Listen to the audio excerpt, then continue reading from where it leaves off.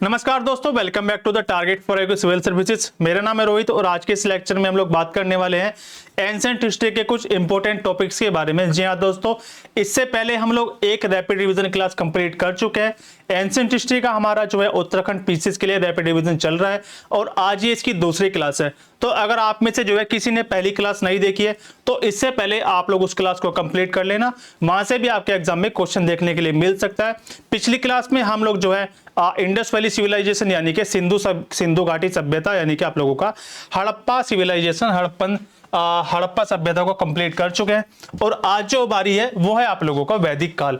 आज जितने भी फैक्ट है हम लोग वैदिक काल से रिलेटेड जितने भी फैक्ट है इस क्लास में हम लोग उनका रिवीजन करेंगे और अच्छे तरीके से सारी चीजों को देखते हुए चलेंगे। यहां से जो है हो सकता है आपके एग्जाम में क्वेश्चन देखने के लिए मिले।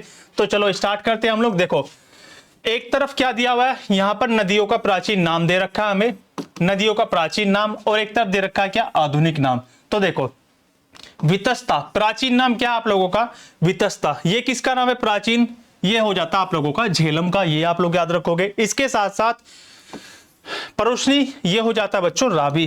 तो देखो आप लोग इसको ये ऐसे याद करना, आधुनिक नाम से उल्टा याद करके चलना इसको। देखो, झेलम, झेलम का पुराना नाम क्या था, वितस्ता।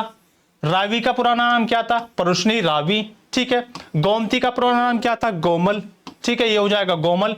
और सतलज का पुराना नाम क्या था, प्राचीन नाम क्या था, शतुद्री। तो आप लोग याद रखो क्या, वितस्ता, झेलम, परुष्णी, रावी, गोमल आपकी गोमती हो जाएगी, शतुद्री कौन हो जाती है, सतलज हो जाती है। इसके साथ साथ इधर आ जाओ जल्दी से, वेद कितने हैं हमारे, वेद हो जाएंगे 4। कभी कभी छोटे क्वेश्चन भी पूछ लेता हूं वन लाइनर में। वेदांग हमारे 6, महापुराण कितने हो जाएंगे 18, और हमारे उपनिषद कितने हो जाएंगे, उपनिषद है हमारे पास 108। इसके साथ साथ कुछ दर्शन है और उनके प्रतिपादक या प्रवर्तक हो जाएंगे। जैसे आपको पता है न्याय दर्शन के कौन हो जाएंगे, महर्षि गौतम। योग दर्शन किसने लिखा है, योग दर्शन के हो जाते हैं हमारे पतंजलि। वैशेषिक दर्शन के हो जाते हैं बच्चों कणाद, कणाद या उलोगिन का नाम है कणाद। इसके साथ साथ पूर्व मीमांसक हो जाते हैं हमारे जैमिनी। तो ये सारे इंपॉर्टेंट फैक्ट है आपके एग्जाम के लिए, एक एक चीज को आप लोग अच्छे से कवर करते हुए चलोगे। और ये सीरीज हम लोग लगभग ऐसे मान लो कि 4 क्लास में, पूरी 4 क्लास में या 5 क्लास में एंशिएंट हिस्ट्री का हम लोग कंप्लीट रिवीजन कर लेंगे। ये सीरीज आपकी चलती रहेगी, ये बंद नहीं होगी, ठीक है। किसी बच्चे ने आप में से कमेंट किया था कि सर ये सीरीज हमारी जो है उत्तराखंड पीसीएस का पेपर पहले होने से पहले आप कंप्लीट करा देना। तो ये मानो कि आप लोग 4 क्लास में हम लोग पूरी एंशिएंट हिस्ट्री को कंप्लीट कर लेंगे रिवीजन के माध्यम से। तो देखो, प्रमुख शब्दावली पर आ जाओ। ग्रामणी किसको कहते हैं हम लोग, ग्राम का मुखिया, ठीक है जी। वैदिक काल में जो है अगर आपसे पूछ लिया जाए वैदिक काल में ग्रामणी कौन था वैदिक पीरियड में, तो वो होता था ग्राम का मुखिया। उग्र कौन होते थे, उग्र होता था अपराधियों को पकड़ने वाले अधिकारी या फिर अपराधियों को पकड़ने वाला व्यक्ति। अनास कौन होता था, अनाथ होते थे जो चपटी नाक वाले होते थे, उनको बोलते थे हम लोग अनास। और ईशान कौन होते थे भाई, ईशान होता था किसी भी समिति का अध्यक्ष, उसको बोलते थे हम लोग क्या, ईशान। इसी तरीके से आप लोग याद रख सकते हो क्या, यज्ञ।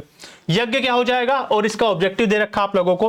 राजसु यज्ञ क्या होता है, राजा का राज्याभिषेक। जब भी किसी राजा का राज्याभिषेक होगा और उसके दौरान जो है यज्ञ होगा उसको हम लोग बोलेंगे क्या, राजसु यज्ञ। इसके साथ साथ आप लोग याद रखोगे अश्वमेध यज्ञ, आप लोगों ने काफी बार हिस्ट्री में पढ़ा होगा अश्वमेध यज्ञ। अश्वमेध यज्ञ क्या होता है, साम्राज्य को बढ़ाना, ठीक है। साम्राज्य को बढ़ाने के लिए जब कोई यज्ञ किया जाता है उसको बोलते हैं हम लोग क्या, अश्वमेध यज्ञ। वाजपेयी यज्ञ क्या होता है, खान पान और खेत खलियान के लिए होता है, सॉरी खान पान और खेल से संबंधित आप लोगों का क्या, ये हो जाता है आप लोगों का वाजपेयी यज्ञ। अगर मैं बात करूं आप लोगों से अग्निष्टोम यज्ञ, ये लिखा हुआ आप लोगों का क्या, अग्निष्टोम यज्ञ। तो ये होता है जन कल्याण के लिए, ठीक है जी। जन कल्याण के लिए कौन सा यज्ञ करते हैं हम लोग, वो करते हैं आप लोगों का अग्निष्टोम। आगे चलते हैं हम लोग फटाफट से। एक तरफ अब क्या दिया हुआ आप लोगों को, एक तरफ है हमारे वेद और एक तरफ है हमारा उच्चारण करता, यानी कि एक तरफ वेदों का नाम है और उस वेद को पढ़ने वाले को हम लोग क्या बोलते हैं, वो सारी चीजें। देखो, ऋग्वेद की मैं बात करूं आप लोगों से, जो भी व्यक्ति ऋग्वेद को पढ़ेगा उसको हम लोग क्या बोलते हैं, या तो बोलेंगे होत्र, या बोलेंगे होत्र ऋषि, या बोलेंगे होता। ये बात आप लोग याद रखोगे। सामवेद को पढ़ने वाले को, सामवेद को क्या बोलते हैं हम लोग? उद्गाता बोलते हैं। जो भी सामवेद को रीड करेगा उसको क्या बोलेंगे? उद्गाता। यजुर्वेद के उच्चारण करता को क्या बोलेंगे हम लोग? अथर्वयु या फिर बोलेंगे अरवु। इसके साथ साथ जो अथर्ववेद को पढ़ेगा उसको पढ़ने वाला व्यक्ति होता है क्या आप लोगों का? ब्रह्मा हो जाएगा। ये भी आप लोग याद रखोगे। आगे चलते हैं फटाफट से। एक तरफ क्या है? ज्ञानी दे रखा है और उनका उपवेद दे रखा है। ठीक है, प्रजापति, प्रजापति कौन होगा? प्रजापति उपवेद है, क्या हो जाएगा? ये हो जाएगा आप लोगों का आयुर्वेद। नारद क्या है? नारद हो जाएगा गंधर्वेद से संबंधित। विश्वामित्र है धनुर्वेद से संबंधित। और आप लोगों का विश्वकर्मा या फिर विश्वकर्मा आप लोग लिख दोगे क्या? ये है आप लोगों का शिल्प वेद से संबंधित। ये सारी चीजें आप लोग वन लाइनर फैक्ट में याद रखोगे। यहां से जो है मिलान करने के लिए भी क्वेश्चन आपके पेपर में पूछा जा सकता है। इसके बाद आगे चलते हैं हम लोग क्या? महाजनपद और उनकी राजधानी। क्या हो जाता है बच्चों? मत्स्य एक महाजनपद, आपको पता है। पहले आप लोग इंडस वैली पढ़ते हो, फिर वैदिक एज, फिर पोस्ट वैदिक एज, उसके बाद आता है आप लोगों का महाजनपद, उसके बाद आप लोगों का मौर्यंस वाला चैप्टर स्टार्ट हो जाता है, जिसमें आप लोग पढ़ते हो क्या? उदयन, अजातशत्रु और आप लोगों का चंद्रगुप्त मौर्य वगैरह आप लोग पढ़ते हो, वो सारी चीजें। तो 16 महाजनपद थे, आपको पता है। टोटल कितनी संख्या थी? महाजनपद है हमारे पास 16। उसमें से कुछ हम लोगों ने यहाँ पर लिख रखे, जैसे मत्स्य की राजधानी क्या हो जाएगी? विराटनगर। सूरसेन हो जाता है आप लोगों का मथुरा। गांधार हो जाता है आप लोगों का तक्षशिला। वत्स हो जाएगा आप लोगों का कौशाम्बी। इसके अलावा भी बहुत सारे, जैसे वैशाली के लिच्छवी थे। ठीक है, बहुत सारी चीजें, वो सारी चीजें हम लोग कवर करेंगे धीरे धीरे। अंग, चंपा, मगध, गिरिविरज, वो भी आप लोग 16 के 16 याद रखना। हो सकता है मैचिंग में वहां से क्वेश्चन देखने के लिए मिल सकता है आप लोगों को। विष्णु पुराण किससे संबंधित है? देखो यहां पर सीधा सीधा क्वेश्चन आएगा आप लोगों को कि मत्स्य पुराण किससे संबंधित है, तो आप लोगों का आंसर क्या हो जाएगा? मत्स्य पुराण जो आप लोगों का, वो आप लोगों का सातवाहन डायनेस्टी से संबंधित है। इसी प्रकार से वायु पुराण जो आप लोगों की, वो गुप्ता डायनेस्टी और आप लोगों का मौर्य वंश से कौन से रिलेटेड हो जाएगी? ये हो जाती है आप लोगों की विष्णु पुराण। इसी तरीके से कुछ यहाँ पर विवाह के प्रकार दिए हुए हैं। विवाह के प्रकार क्या हो जाएगा? एक है आप लोगों का देव विवाह।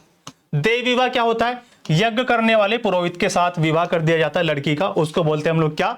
देव विवाह बोलते हैं। असुर विवाह क्या होता है? धन के बदले कन्या को बेचना। अगर कोई पिता अपनी कन्या को बेचकर उसके बदले में कुछ धन ले लेता है, उसको बोलते हैं हम लोग क्या? उसको बोलते हैं भाई असुर विवाह। वैदिक कालीन कुछ शब्दावली हम लोगों के सामने, एक पेज और कर लेते हैं फटाफट से। तो देखो पणी, पणी क्या होता था? वैदिक काल में पणी बोलते थे हम लोग क्या? व्यापार करने के लिए जो दूर जाता था व्यक्ति, अगर कोई व्यक्ति बिजनेस करने बाहर जा रहा है तो उसको बोलते थे हम लोग पणी। इसके साथ साथ कुलप क्या होता था? कुलप होता था परिवार का मुखिया। जो परिवार का मुखिया होगा उसको हम लोग बोलते थे कुलप वैदिक पीरियड में।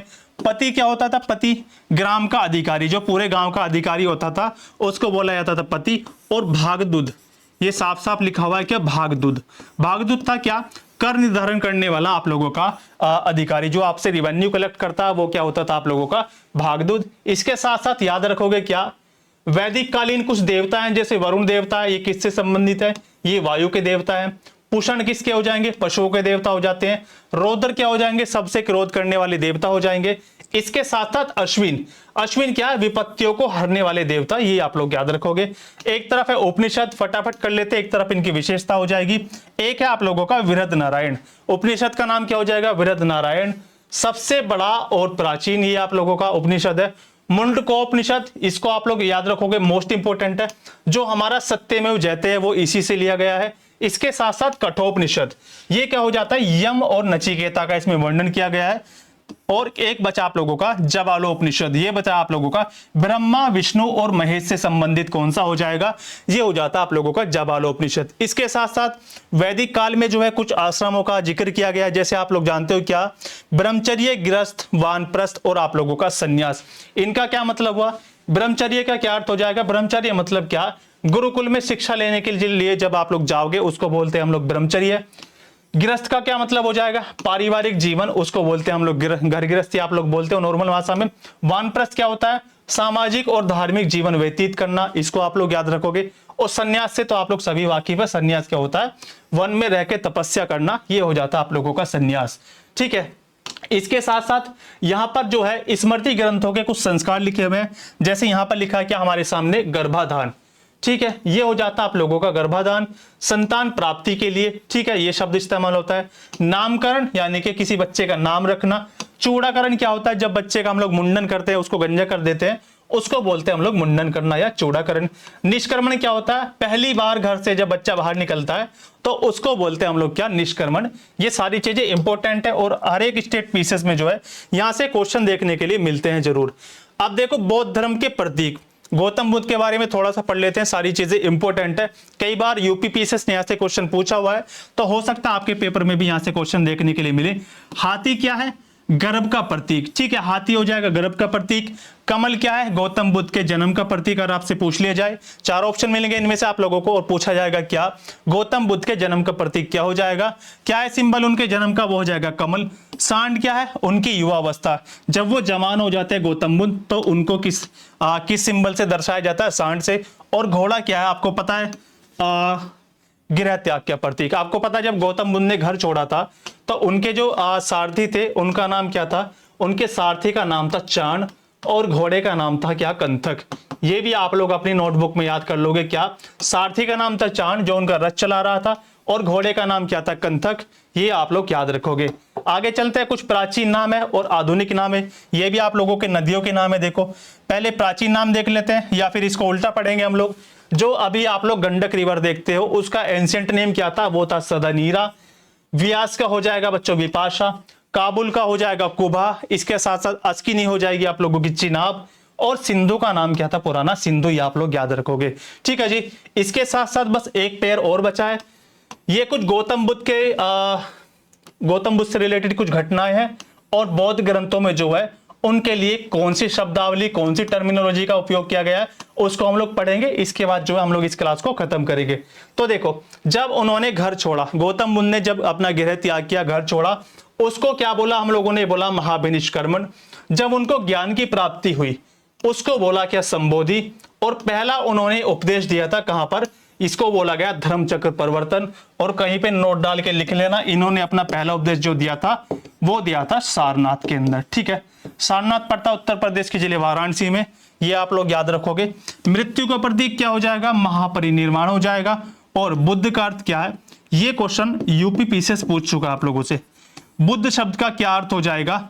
वो हो जाता आप लोगों का ज्ञान से संपन्न व्यक्ति। तो देखो, इससे पहले हम लोगों ने क्या पढ़ा? हड़प्पा सभ्यता अच्छे से कवर कर लिए। इसके साथ साथ आज की इस क्लास में हम लोगों ने थोड़ा सा बुद्धिज्म के बारे में पढ़ा, और हम लोगों ने काफी सारी चीजें जो हैं वैदिक पीरियड से रिलेटेड पढ़ ली है। तो लगभग हम लोग 4 क्लास में पूरी एंशिएंट हिस्ट्री खत्म कर देंगे। आज ये दूसरी क्लास थी। इसी तरह की क्लासेस आप लोगों को मिलती रहेगी, बने रहेगी अपने प्यारे परिवार target for IQ civil services के साथ। Thank you so much.